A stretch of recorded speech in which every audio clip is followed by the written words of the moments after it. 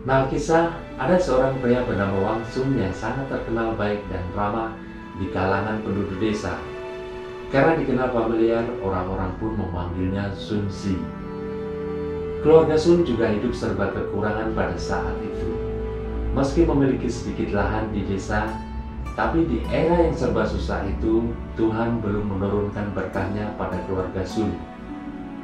Beberapa lahannya selalu gagal panen setiap tahun, dan bahkan untuk makan pun keluarga Sun juga kesulitan. Suatu hari, Sun Si sedang bekerja di ladangnya, dan pada saat perjalanan pulang, tiba-tiba dia mendengar lowongan seekor anjing. Sementara dari belakang terlihat sekelompok anak muda yang berlari mengejar sambil mengacung-acungkan parang dan kayu sembari mengumpat dengan beringas. Jelas, beberapa anak muda ini sedang kelaparan dan bermaksud membunuh anjing itu untuk mengisi perut mereka.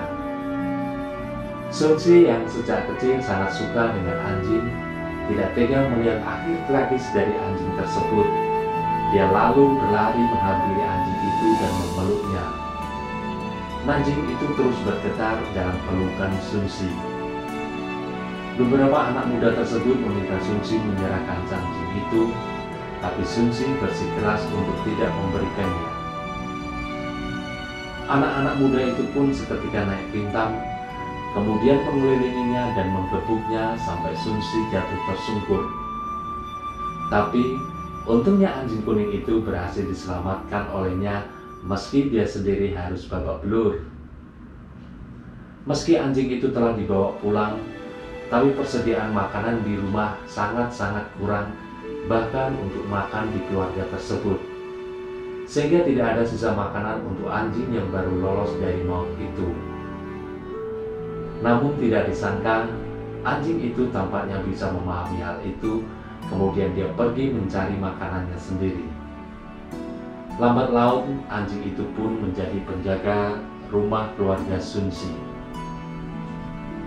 Suatu hari, Sun Si melihat anjing itu mengibas-ibaskan ekornya dengan kencang sambil menatap lurus ke atas sebuah pohon.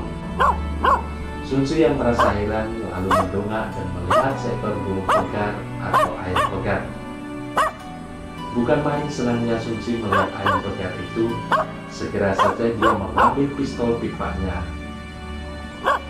Malamnya, sekeluarga Sun Si menikmati ayam pegar yang harum semerbak, dan tentu saja anjing itu juga mendapat bagian sebagai hadiah atas jasanya menemukan ayam pegar itu.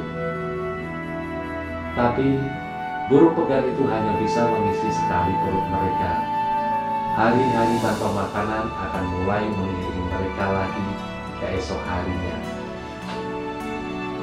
Sorenya, ketika istri Sun Si sedang duduk istirahat di dalam rumah, anjing itu pun berlari masuk ke dalam rumah dengan penuh semangat.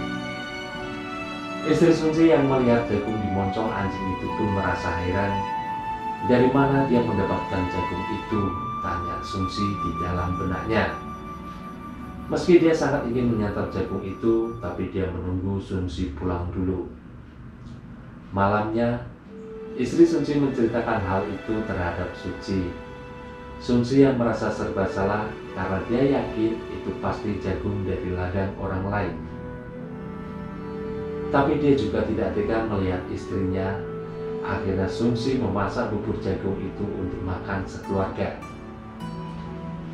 Sejak itu, entah dari mana kehebatan anjing itu, setiap hari selalu saja dia menggondol jagung untuk keluarga Sun Si. Meski Sun Si sadar keluarganya memang sudah kenyang dengan jagung curian dan menyebabkan penderitaan pada orang lain, namun semua itu juga karena dipaksa oleh keadaan. Suatu hari, pagi-pagi sekali, anjing itu sudah keluar rumah, tapi dia tidak kembali lagi di sore hari. Sun Si menjadi sangat cemas karena kalau tertangkap dalam kondisi kurangnya makanan seperti sekarang ini, pasti anjing tersebut akan menjadi santapan orang. Sun Si yang gelisah mondar-mandir di dalam rumah. Malamnya anjing tersebut baru pulang dalam keadaan pincang dan dari moncongnya tampak membendol jagung. Sun Tzu melihat sekujur badan anjing itu penuh dengan luka parah. Dipastikan anjing itu mau ditangkap di jalanan sehingga mereka memukulnya secara brutal. Berpikir sampai di sini, mata Sun Tzu kemudian berkaca-kaca, dan tanpa bisa ditahan air matanya pun turun berlinang melihat kondisi anjing yang sangat memprihatinkan itu. Sun Tzu segera mengambil obat dan dioleskannya ke bagian tubuh anjingnya yang terluka, namun tidak berefek apapun. Anjing itu semakin lemah dan pandangan matanya mulai redup. Nafasnya kemudian menjadi berat.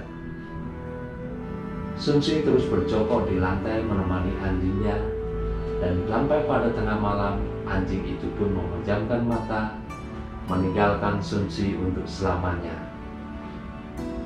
Melihat anjing itu telah mati, Sun Tzu pun tak kuasa menahan tangisnya. Ia memeluk dan mengguncang tubuh anjing itu dengan berlinang air mata. Anjing yang setia dan tahu membalas budi itu telah tewas demi membalas budi keluarga Sun Tzu. Keesokannya Sun Tzu mencari tempat yang bagus untuk mengubur anjingnya.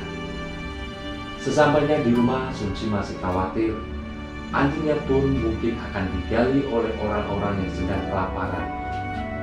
Dan karena semakin khawatir, Sun Tzu pun memutuskan menjaga makam anjing kuning tersebut selama sebulan penuh. Sampai beberapa dekade kemudian, dia masih saja setia dan teringat dengan anjing yang telah menyelamatkan nyawa keluarga itu. Matanya selalu berkaca-kaca, lalu tanpa bisa ditahan meneteskan air mata setiap kali mengingat hal itu. Kawan, hendaklah kita ingat akan budi baik orang dan bisa menghargainya, karena ini akan membuka jalan hidup kita. Semoga semua makhluk berbahagia.